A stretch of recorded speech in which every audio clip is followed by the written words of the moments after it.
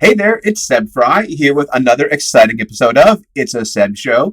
And today I want to talk about using off-market sales when you're trying to figure out how much a home is worth.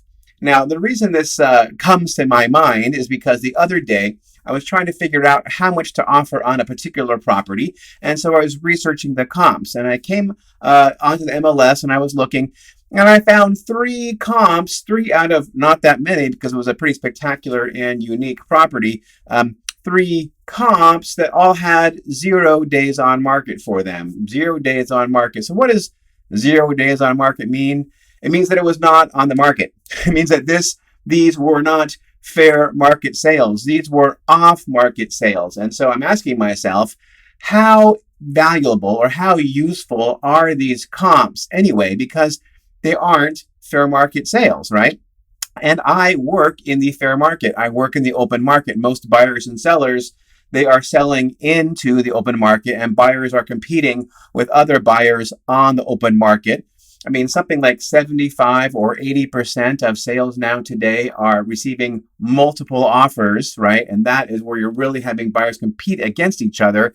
And so you're really going to see what the price is on the open market. So when you have these comps which are off market, how useful is that when there really is no competition, when the property hasn't really been exposed to all the buyers out there? Well, I'm going to say that it's not really very useful at all, right? I mean, like, sale to list price ratio doesn't really exist because it wasn't listed.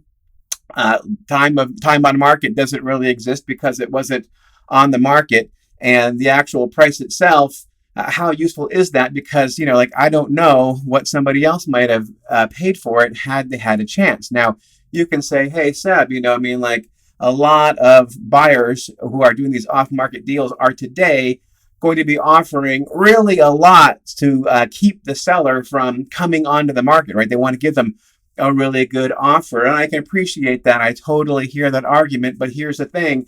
If there's somebody willing to pay, $3 million for your house, might not there be somebody else who would pay $3,250,000 for it if they had to compete with you for it? I'm going to say yes. Now, here's the other thing. Maybe you're an idiot.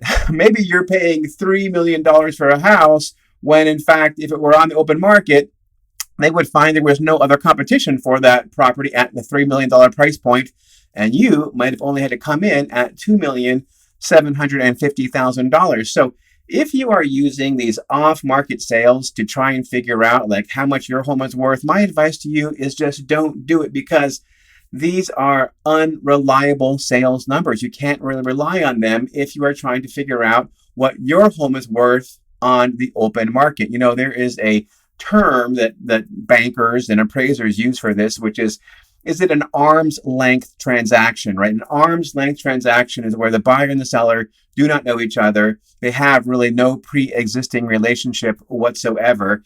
And that's really how the appraisers and the mortgage lenders really want to look at sales data. They want to make sure that all the transactions which they are evaluating are arm's length transactions, when there really is no collusion between the parties. There's no existing relationship, that the property is selling on the open market. So I'm going to tell you that if you are trying to figure out how much your home is worth, don't look at these off-market sales, because they don't really tell you anything about what market value is for these properties, because this is not market value, right? This is a private party sale value. It's not market value. Now, I'm going to back up a little bit. I'm going to say that is a data point, right? It is a data point, right? It might be ballpark what it is worth, right? But it doesn't include a commission, probably, right? Or maybe it includes a reduced commission. I mean, maybe the condition was, inferior, or there was some other issue with the property that it couldn't get a loan, so they figured they had to do an off-market sale to a cash buyer. You just don't know.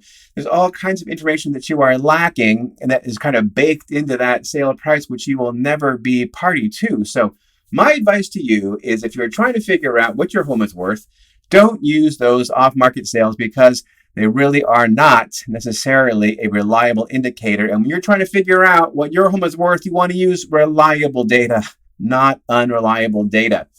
And another good tip actually would just be to ask me. Go ahead and shoot me an email, send me a text message me on Facebook or Instagram or someplace like that, and ask me. I'm happy to come by and I'll do a professional analysis of what your home is worth and what it could be worth with some few improvements, little tweaks here and there. I'd be happy to do that for you. Well, that's about it. That's all I want to say about the whole topic of using off-market comps.